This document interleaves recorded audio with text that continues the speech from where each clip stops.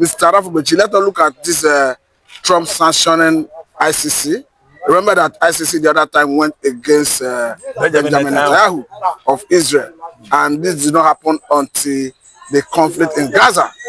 And these are God people talking. And by extension, we understand the relationship between Israel and Biafra. Do you think the issue involving Nnamdi Kanu recently could equally make Trump perhaps to intervene to compel ICC to do the needful in respect of some? Peradventure, we've actually seen lobbyists, many lobbyists, Nnamdi Kanu's lobbyists in this current administration of Donald Trump. They are there, in the Congress. They are there, Department of the, Department of Judiciary. I mean, the Attorney General of the Federation of U.S. is Mr. Nnamdi Kanu. The guy is a lobbyist to Nnamdi Kanu too. So what I'm trying to say is that Trump is having issue of Biafra at mind, not presently. In the past, I always quote it on social media that since 2016, 16 to 2020 is 4 years, and Trump was about coming second time tenure. That was his second coming. Nnamdi Kanu helped Trump campaign. He actually invited the whole American Igbos into the campaign train of Donald Trump. He was the leader. And that was the right time Nnamdi Kanu was about having meeting with Donald Trump one-on-one. But do you know what happened? The GOP, it was the GOP, I mean American cabals during Donald Trump regime. The name they gave them is GOP, G-O-P. It was the GOP that was the GOPs that were standing between Nnamdi Kanu and the Trump. Trump was looking direct at Kanu, but Kanu wouldn't come because the bridge between Nnamdi Kanu and the Trump then was the GOP. But when it was the right time to meet Trump, something unusual, something extraordinary actually ensued. You know what? Trump was prevented from coming second time in 2020 when it was obvious that the Chinese, developed this virus that actually annihilated the whole world 4 years ago. That was COVID-19. They used it against Trump because it was Trump administration in 2019 and the Americans were dying in their large number of COVID-19. And actually, Trump understands the game played by Bill Gates, United Nations, and the WHO under United Nations. And Trump was very, very annoyed with China. Trump was very, very annoyed with United Nations and WHO that they are the one that injected that virus into the atmosphere of the earth to begin to kill people just for their own selfish gain. And that was actually how Trump was, booted out of office, of White House, in 2020 election. So Trump failed. He could not fulfill the purposes. Yes, the point, the aim of Nnamdi Kanu, at least being among his campaign train. Nnamdi Kanu convinced all the blacks, if not the Igbos, in the United States to fill the gap of their nationality on the form Biafra. Now they are Biafra, they are supporting Donald Trump. And Donald Trump was almost sensitized, informed by this GOP that look at this young man, a freedom fighter, the spring leader of IPOB, indigenous people of Biafra, is giving you all the support he has by allowing all his kinsmen in America and in diaspora to support you. Trump bought into it and promised the Igbos that if he won the election of 2020, he would at least give the Igbos Biafra. But look at how fate played it on us. By the reason of electoral process, Trump could not make it. The process benefit was on the side of Joe Biden after asking electoral college. So what happened was that Igbos, Nnamdi Kanu, the IPOB, Biafra agitators were very, very unlucky 4 years ago.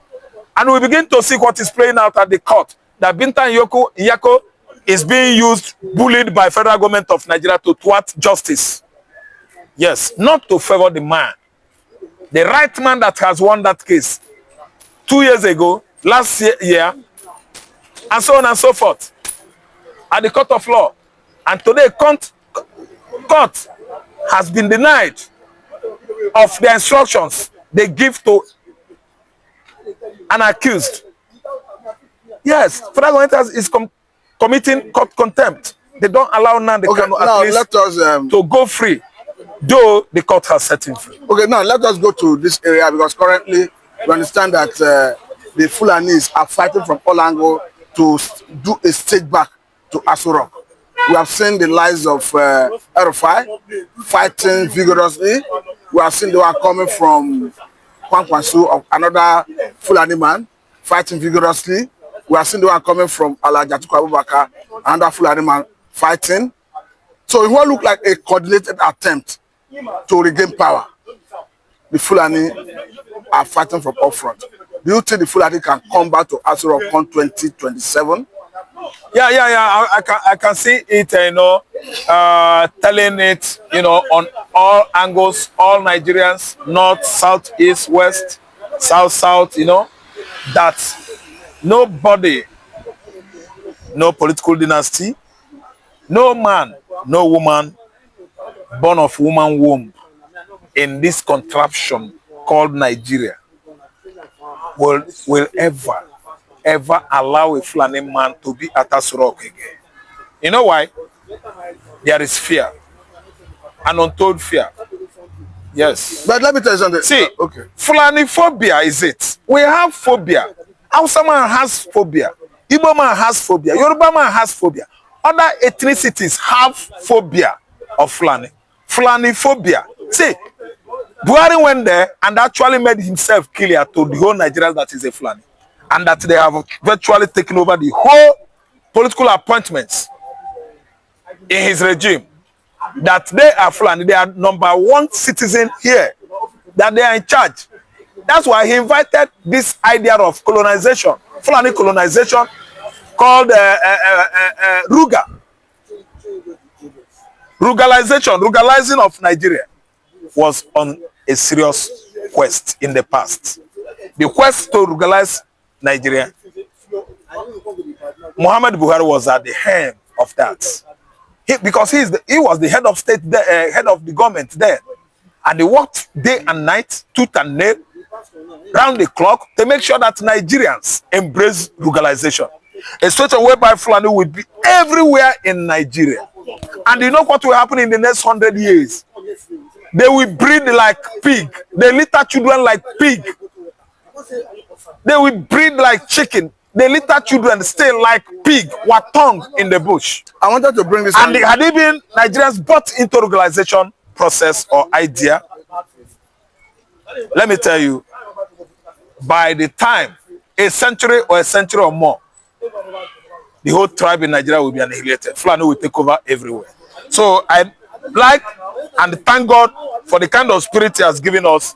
That's why we detest it, we renounce ruralization, we denounce it, and we will never ever accept Fulanization or ruralization in Nigeria. Because the Fulanis, they are invaders, they are strangers that migrated from far away Futajelo Highland, Senegambia, into this country, and they are oppressing every tribe in this country. That's why you see what is going on today. Binta Yako bullied Nnamdi Kanu. Federal government used Binta. After bullying Binta, Binta continued from where federal government stopped bullying Nnamdi Kanu. And then Nnamdi Kanu is at the receiving end. Kanu would have been set free. Okay, now let me bring this angle because currently even Tinubu himself is awakening the consciousness of the Middle Belt. And Middle Belt themselves are already seeing themselves as the major power block in the north. He gave them university the other day. He gave them university, yeah. And he gave them the secretary to federal government. Yeah, that's good. Of course, currently they are saying George Akume. Yes, they are saying count us out of north. And people are saying on 2027 that the Middle Belt, the south, east, southwest, and some other places like Plateau, they'll be against the Fulani. We put forces together against Fulani. Yes. How do you see it? Yeah, it's a good coalition. It's a nice, astounding one. Astounding, one. Big surprise that we are going to, spring up this time around against the Fulani, hegemony. We suffered, excruciating suffering, under the tutelage of the Fulani people in this country. So the Mid-Belt, the awakening up call of the Mid Belt, and they have embraced it since the official position, given to them by the current administration is highly, overwhelmingly welcome by the people of that region and by us in the southeast, southwest, and so on and so forth. So we are going to join forces together to make sure that the Fulani hegemony will clip their wings. They will never get their bearings. They won't get themselves again, or else Nigeria divide. I'm seeing division coming in 2027 because no matter how Fulani play game, no matter how Tinubu himself at least dodge the needful, what he should have done, if he mingle with the Fulanis again and win an election, I think that will be the final of Nigeria, because the Hausas, the Fulani themselves, they could not bear that pain for 4 years. They have stepped into this administration, and it's going to last for 4 years. So come next fall, which is 2027, I think everybody should decide whether Nigeria should be one or, divided. That is it. And when we pull forces together with Yoruba, Mid-Belt, South-South, Deltans, all of us in the Southeast. Southern Kaduna, yes, they are with us. Southern Kaduna, they are Mid-Belt. Yes, and the Adamawa. We are going to push out Fulani. Fulani, they will never get themselves again. See, allow them to be running their mouth. Haven't you been seeing what Sheikh Gumi, what is coming out from his mouth? He talks trash, and we are going to put them on check. We are making sure that we curb the Fulani, political dynasty they are spreading, all over Nigeria. We are going to cut their tentacles. Okay, now let me bring this angle, Mr. Arab. We must. Perhaps the last area we are touching.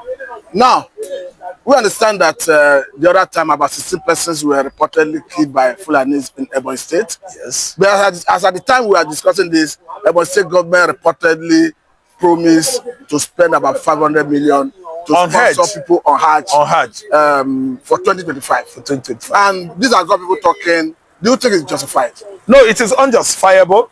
It is unjustified.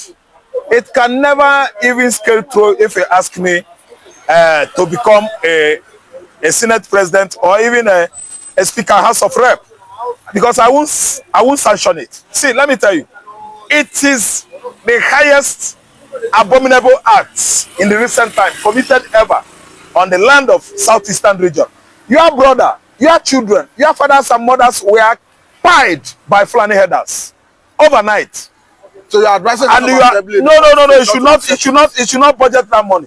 So you are advising it should not vote that money for Hajj, 500 million. No, it is an abomination. We don't allow such in the land of East. We are not largely Muslims. We are not thinly Muslims. We are not as well thinly Muslims. We are all Christians in the southeastern Nigeria. If one will do that, the God of Abraham is the one that will ask him. Because if he budget that money for Hajj, how many numbers of Ebonyi people among the percentage of the people going for Hajj? So the people that are simply in that group going to Hajj are the Northerners. That's the Fulanis. Yes. Fulanis. They are mixed up with Ebonyi people. That's why they find it easy to, cause incursion. These incursions going on in the Enugu and Ebonyi is because Enugu allow Fulani, Ebonyi allow Fulani, and they are their next targets. They are very, very prone to Fulani incessant incursion because they live among them. So the vegetable the worm eats, the vegetable must know that its house, it gives shelter to the worm that eats it. Finally, are you advising the House of Assembly in Ebonyi State to reject that proposal? The House of Assembly, not only in Ebonyi State, in Enugu State and Ebonyi State, to reject Fulani's, inclusion in the House. They should sack all of them. The communities in Enugu, the communities in Ebonyi State should sack all the Fulanis living with them. They should not even intermarry with the Fulanis, because that is the worst incursion. They will use marriage. It is called sex evangelism. They will use sex evangelism to Islamize these northern Igbo regions. The Fulanis are like diarrhea. They are like cancer. Very cancerous tribe. Very incurable. They have now infiltrated every regions of this country, and as if care is not taken, because they have been given, no, because they have been allowed, they have now been seeking for allowance. I think it is the high time the whole tribes in Nigeria come together, unanimously agree on how to expel Fulani, total expulsion from Nigeria. Thank you very much, Mr. You're welcome.